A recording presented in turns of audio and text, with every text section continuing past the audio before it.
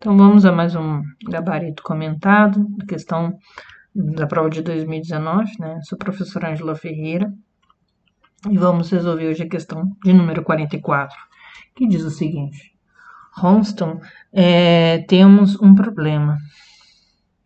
Essa frase retrata um fato marcante na história das viagens espaciais, o acidente com o veículo espacial Apollo 13.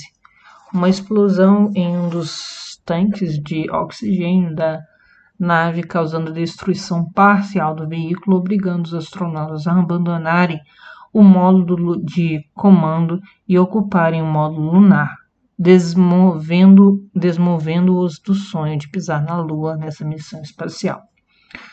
Não foram poucos os problemas enfrentados pelos astronautas nessa missão. Um específico referiu-se ao acúmulo de gás carbônico, dióxido de carbono, exalado pelos astronautas no interior do módulo lunar. No fato, os astronautas tiveram que improvisar um filtro com formato diferente do usado comumente no módulo. Veículos espaciais são dotados de filtro que possuem hidróxidos que reagem e neutralizam o gás carbônico exalado pelos tripulantes. Para a neutralização do gás carbônico, o hidróxido mais utilizado em veículos espaciais é o hidróxido de lítio. Em sua reação com o hidróxido de carbono, o hidróxido de lítio forma o carbonato de lítio sólido e água líquida. Considerando o volume de 246 litros de gás carbônico produzido pelos astronautas a 27 graus Celsius e 1 atm, a massa de hidróxido de lítio necessária para reagir totalmente com esse gás é D, e aí são os dados, os valores de R da constante dos gases e a conversão de temperatura de Kelvin, de graus Celsius para Kelvin. Bom, a primeira coisa que a gente tem que fazer nessa questão é fazer a reação, né? E a própria questão, ela já me diz quem que forma ali, o que facilita bastante, o que reage, né? Que o hidróxido de lítio, ele reage com o dióxido de carbono, formando carbonato de lítio sólido e água líquida. Então, seria isso aqui, certo? Beleza.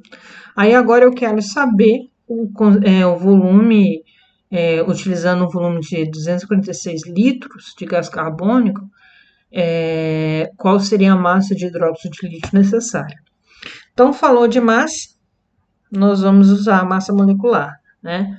Então, se eu calcular a massa molecular aqui do lítio, né, vai ser 7 mais 16 mais 1, eu vou achar um valor aí de 24, né?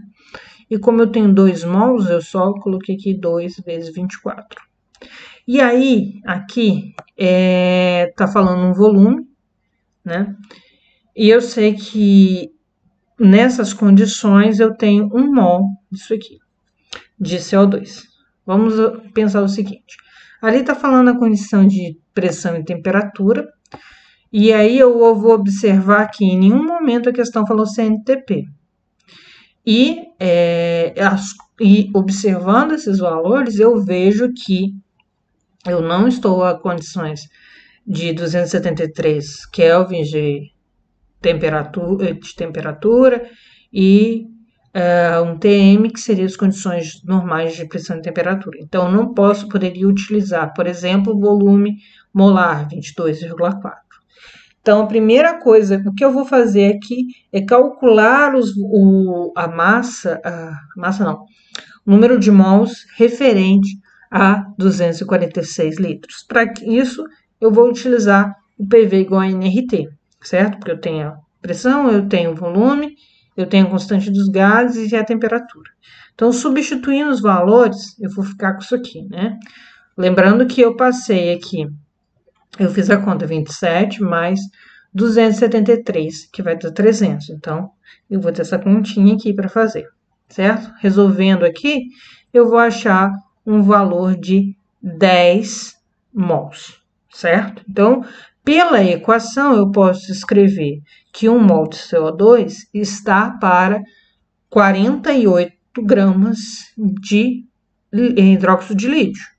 Então, 10 mols de CO2 vai estar para X, que é a massa que eu quero. Fazendo essa continha aí, multiplicando cruzado, né?